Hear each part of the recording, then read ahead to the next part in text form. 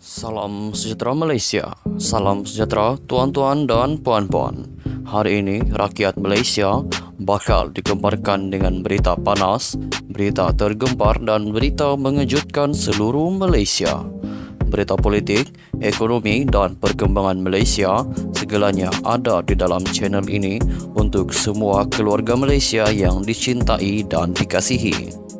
Mari kita menonton video ini. Sebelum itu, sila pertimbangkan untuk tekan butang like, komen, share dan subscribe serta aktifkan lonceng notification supaya anda tidak ketinggalan dengan info-info terkini daripada channel ini. Berita kita akan bermula dalam kiraan 1, 2, 3. Berita bermula sekarang. Halo, salam sejahtera kepada seluruh rakyat Malaysia. Berita hari ini dipetik daripada malaysiakini.com bertajuk MCA Batu tutup bilik gerakan, ikrar boikot kempen PRU. Berita penuh, MCA bahagian Batu dilaporkan menutup bilik gerakan pilihan rayanya dalam keadaan marah dan kecewa hari ini yang direkam dalam video yang tular di media sosial. Dalam video pendek berdurasi 13 saat itu, kelihatan sekumpulan lelaki menjerit sambil merobohkan spanduk berwarna biru dari hadapan sebuah lot kedai. Ia dikongsi dengan keterangan lagi pemberontakan dalaman BN, MCA boikot calon MIC Parlimen Batu. Calon BN untuk Batu menjadi perbalahan kerana pengerusi gabungan itu Ahmad Zahid Hamidi pada mulanya mengumumkan calon dari MIC, Kohilan Pillai, akan bertanding untuk kerusi itu.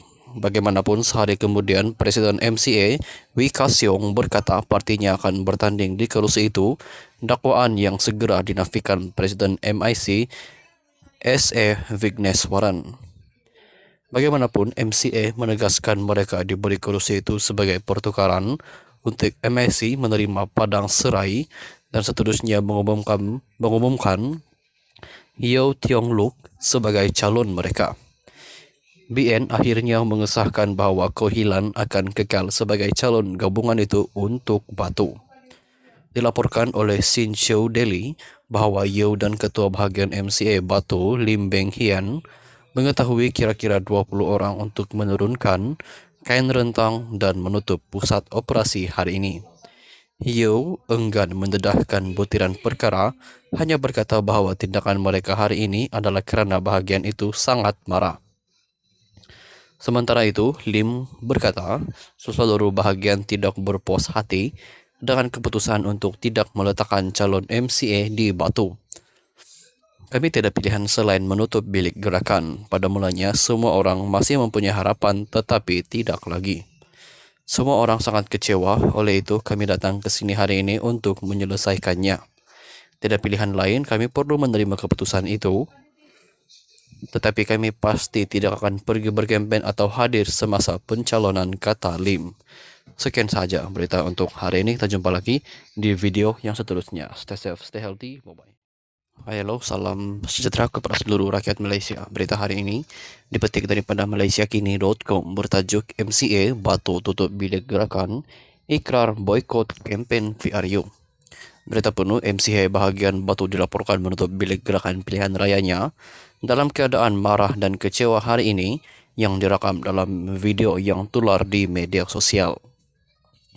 Dalam video pendek berdurasi 13 saat itu, kelihatan sekumpulan lelaki menjerit sambil merobohkan spanduk berwarna biru dari hadapan sebuah lot kedai.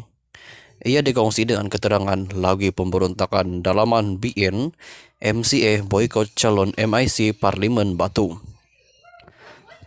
Calon BN untuk Batu menjadi perbalahan kerana pengerusi gabungan itu Ahmad Zahid Hamidi pada mulanya mengumumkan calon dari MIC, Kohilan Pillai, akan bertanding untuk kerusi itu.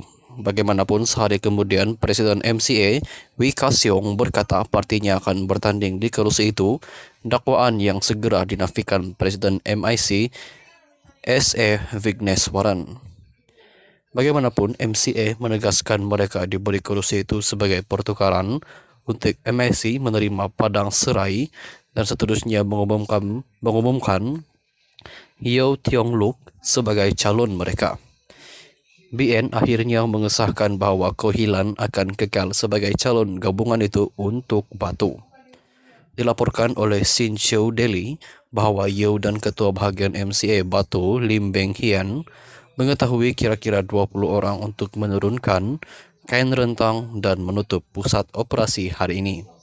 Yeo enggan mendedahkan butiran perkara, hanya berkata bahwa tindakan mereka hari ini adalah kerana bahagian itu sangat marah.